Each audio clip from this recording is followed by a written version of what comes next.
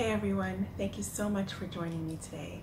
The first thing I want to do is say a big thank you to all of you who saw my last video around the monthly membership program that I'm going to be offering starting in January. A lot of you responded and filled out the survey, and it's been so helpful. I'm so excited to share with you the results and what the monthly membership program is going to consist of very soon. That video is coming within the next week. I'll be sharing more about that with you. This video, I'll be talking about hair loss, and it comes out of a question somebody sent me. I get a lot of questions all the time, and there's so many, and they're very hard to answer quickly. And that's another reason why I am creating the monthly membership program, because every month in this program, you send me your questions, and I'm answering them in a video that I'll send to you with the questions answered. So I just love the idea of being able to answer your questions more regularly and to be able to dive a little bit deeper. So this question is around hair loss, like I said, and I get lots of questions around this. This one specifically comes from Sister of Judah. Thank you for sending this to me. I'll read the bulk of her question. She says, maybe you can give me some input. Alopecia. I think it's areata because I have little spots in certain areas, and also I have male pattern, I think she means male pattern baldness. In the front of my hair is very thin on the top of the front. I went to the dermatologist, and this is what they confirmed that it was. So I want to know that, being that I do love freeform locks, I had locks before, but I want to know what I could do to have my hair be more healthy, and if I can wear freeform locks, I just want a healthy regimen for my hair. That's the bulk of the question. Then she says some lovely things. Thank you, Sister of Judah, for your beautiful comments and feedback and your question, which I think will be really helpful to many of you. So hair loss. I could make a whole 1-hour webinar lecture on hair loss for both men and women. And actually, if you're interested in that, please leave a comment down below and I will consider that strongly. But I want to focus on this specific question around alopecia areata and also male pattern baldness in women. I've been a physician for 15 plus years now, and I did a fellowship specifically actually in dermatologic diagnoses. So I have a lot of experience with skin and hair issues, as well as primary care, internal medicine, whole body issues. So I'm excited to share my knowledge, some of my knowledge around this.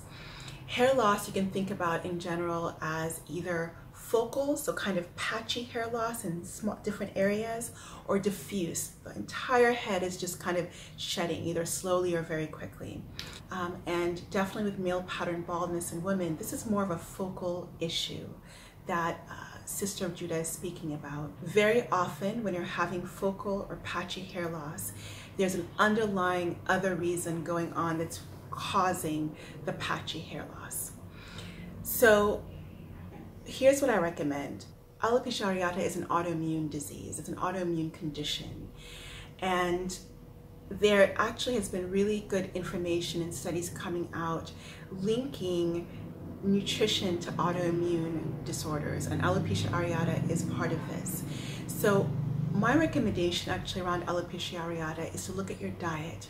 Gliadin, which is a polypeptide derivative, a compound, we'll just say it's a compound, that's found in gluten-containing foods, so wheat, barley, rye, for example. There's been science showing that there can sometimes be a cross-reactivity with gliadin that causes antibodies that attack the hair follicles.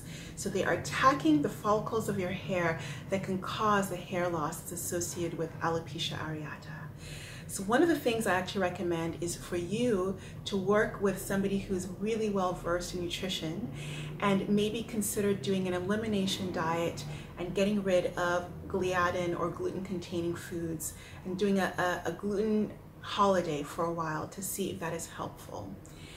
Around the issue around male pattern baldness, there has been also science showing that increasing antioxidants, especially glutathione sparing antioxidants, so increasing your vitamin C levels, can be really helpful with this. Male pattern baldness definitely is tied to genetics, but like I just mentioned, can be very much tied to nutrition. So making these changes may be really helpful. I do want to say one quick thing around hair loss in general, which is that a lot of issues around hair loss are treatable through natural mechanisms.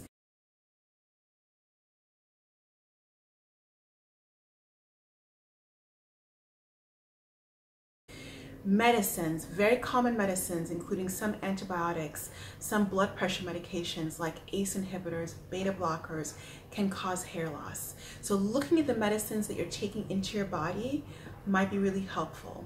Also looking at the medicines that you're putting topically on your scalp and on your skin. And I say medicines in quotations because you may not think of them as medicines, but it might be your shampoo, your conditioner, your moisturizer, the gel that you're putting in your hair. Take a look at these because many of them contain chemicals that can cause hair loss. And I have multiple videos on my channel around how to have a shampoo conditioning regimen that avoids these chemical compounds. So medicines can do it, hormonal changes, things like hypothyroidism can do it for sure. Other reasons you might have hair loss might be the hairstyles you're using. So we call it traction alopecia. If you're having really tight styles that are pulling at the root of your hair, or you're doing a lot of aggressive brushing or styling, this can cause traction alopecia. So again, I could do a whole hour-long video on hair loss. I don't want to do that. I just want to answer this question as quickly and as simply as I can. I also wanted to speak to the part of the question about freeform locks and hair loss. And the beautiful thing about freeform locks is that it lets your hair be. You don't need to put chemicals or artificial products in it. So I think it's a perfect hair style, hair choice for healing hair loss. And I would just focus again on the health of your hair, which means the health of your body. It's all connected. Look at your diet, look at your lifestyle, reduce your stress, and by all means, if it feels good to you, embrace the freeform journey. Definitely, if you're interested in having some of your questions answered on a more regular basis, check out my monthly membership program, and there'll be more on that coming soon, so stay tuned for that. Subscribe and hit the notifications bell next to the subscribe button so that you know when my new videos are coming out.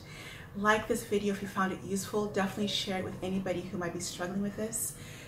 To Sister of Judah, I hope this was helpful for you. There are more videos coming out really soon, including an exercise video from me, and also a requested video around my dance journey, how I dance, why I dance, and how it is a healing modality for others. So thank you for your attention, for your presence. I'm sending you so much love here from Chiang Mai, Thailand. Happy holidays.